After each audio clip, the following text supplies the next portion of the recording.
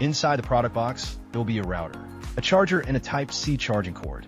There will be a Type-C port on the back, so we supply power to the router. One WAN port and one LAN port. First, we need to plug in the power supply to router. Next, plug the LAN cable from the modem, internet service provider, in WAN port. Access the router administration page.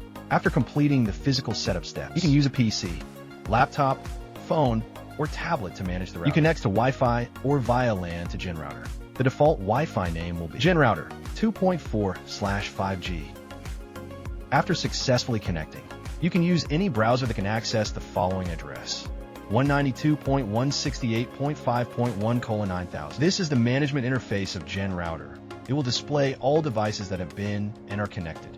Connect to the router to change proxy here. I will use the above phone to demo for you. First, I will connect to GenRouter. Then use Chrome to check current IP. Accessing IP8.com. Currently, other info is still located in Vietnam. Return to the administration page of GenRouter.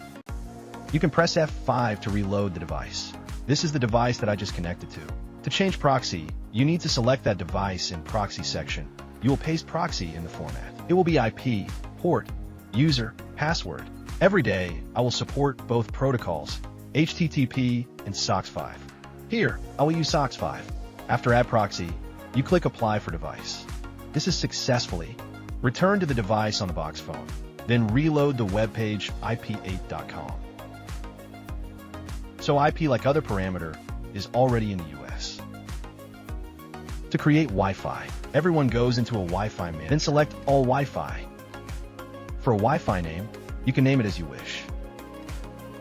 Of a brand, everyone can choose any router brands here. I will select all to display them. Random. Next to it is password section. You can set a password as you like. About the MAC address of the router.